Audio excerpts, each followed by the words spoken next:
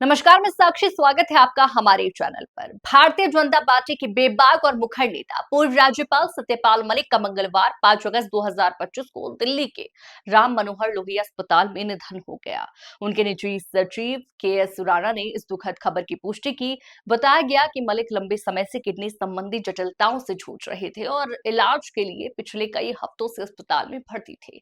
अस्पताल प्रशासन के अनुसार उन्होंने मंगलवार दोपहर 1:10 पर अंतिम सांस ली। उनका निधन न सिर्फ उनके परिवार और करीबियों के लिए एक अपूर्णीय क्षति है, बल्कि भारतीय राजनीति में एक ऐसे स्वर की कमी भी बन गया है जो बिना डर के सच कहने का साहस रखता था। 9 जुलाई को उन्होंने खुद सोशल मीडिया के माध्यम से अपनी गंभीर स्थिति के बारे में देशवासियों को बताया था। उन्होंने लिखा था कि वो 1 महीने से अस्पताल में भर्ती हैं और उनकी हालत ठीक नहीं है। लेकिन सत्यपाल मलिक के लिए सिर्फ बीमारी ही चिंता का कारण नहीं थी। वो अपने आखिरी दिनों में जिस बात से सबसे अधिक व्यथित थे, वो थी उनके खिलाफ चल रही सीबीआई जांच। 7 जून को किए गए एक पोस्ट में उन्होंने साफ लिखा था कि सरकार उन्हें सीबीआई का डर दिखाकर झूठे मामलों में फंसाना चाहती है। उन्होंने दावा किया कि जिस टेंडर के मामले में उन्हें फंसाने की कोशिश की जा रही है, उसे उन्होंने खुद रद्द किया था और इसकी जानकारी उन्होंने प्रधानमंत्री को भी दी थी।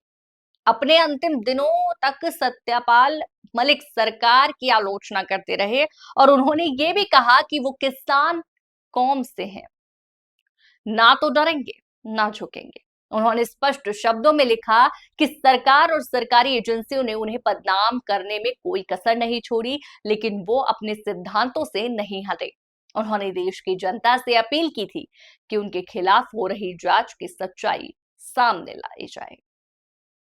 उन्होंने अपनी ईमानदारी का उदाहरण देते हुए बताया कि 50 वर्षों से अधिक लंबे राजनीतिक जीवन के बावजूद वो एक कमरे के मकान में रह रहे हैं और इलाज के लिए उनके पास इतने पैसे भी नहीं थे कि वो किसी प्राइवेट अस्पताल में इलाज करा सकें। सत्यपाल मलिक का नाम उस समय भी चर्चा में आया जब मई 2025 में सीबीआई ने उनके खिलाफ चार्जशीट दाखिल की। ये मामला 2019 में जम्मू कश्मीर के किरू हाइड्रो इलेक्ट्रिक प्रोजेक्ट में 2200 करोड़ रुपए के सिविल वर्क कॉन्ट्रैक्ट में कथित भ्रष्टाचार से जुड़ा था। मलिक ने इन आरोपों को नकारते हुए इसे एक राजनीतिक साजिश बताया। इससे पहले मार्च 2025 में भी उन्होंने मोदी सरकार की तीखी आलोचना की थी। उन्होंने कहा था कि देश कई संकटों से गुजर रहा है और आने वाले समय में हालात और बिगड़ सकते हैं। इसके लिए उन्होंने सीधे तौर पर केंद्र सरकार को जिम्मेदार ठहराया था। राज्यपाल मलिक का राजनीतिक जीवन बहुत लंबा और विविधताओं से भरा हुआ है। वो भारतीय जनता पार्टी, कांग्रेस और जनता दल जैसी प्रमुख पार्टियों से जुड़े रहे। वो सांसद भी रहे और कई राज्यों में राज्यपाल के रूप में उन्होंने काम किया।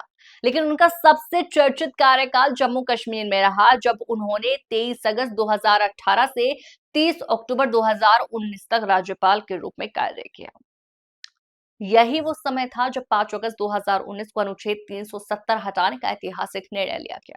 बाद में एक इंटरव्यू में उन्होंने खुलासा किया था कि उन्हें इस फैसले की कोई जानकारी नहीं दी गई थी। उन्होंने बताया कि गृह मंत्री ने उन्हें सिर्फ एक दिन पहले कहा था कि एक चिट्ठी भेजी जाएगी, जिसे अगले दिन पास कराकर भेजना है। इस बयान से भी उन्होंने ये स्पष्ट किया था कि बड़े फैसलों में उन्हें केवल एक औपचारिक चेहरा बनाया गया था, जबकि असली निर्णय कहीं और ही लिए जा रहे थे।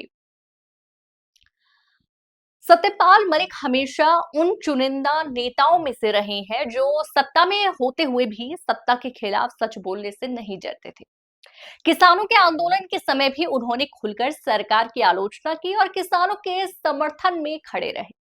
उन्होंने बार बार ये संदेश दिया कि सच्ची राजनीति वही है जिसमें जनता के पक्ष में खड़े होने का साहस हो, भले ही वो सत्ता के खिलाफ क्यों ना हो। उनकी मृत्यु से भारतीय राजनीति में न केवल एक वरिष्ठ नेता खोया है, बल्कि उस साहसिक और ईमानदार आवाज को भी खोया है जो सिस्टम के खिलाफ जाकर भी सच बोलने की ताकत रखता था। सत्यपाल मलिक उन नेताओं में से थे जो अपनी अंतिम सांस तक अपने सिद्धांतों पर अडिग रहे। उनका जीवन हमें यह सिखाता है कि राजनीति केवल सत्ता पाने का माध्यम नहीं है, बल्कि सच्चाई और न्याय के लिए संघर्ष का रास्ता भी हो सकता है। उनके जाने से देश ने एक जुझारू योद्धा, एक किसान का बेटा और एक निर्भीक नेता खो दिया। सत्यपाल मलिक अब भले ही हमारे बीच में ना हो, लेकिन उनकी बातें, उनके विचार और उनका संघर्ष हमेशा प्रेरणा देता रहेगा। कमेंट में जरूर बताइए कैसे लगी आपको ये खबर।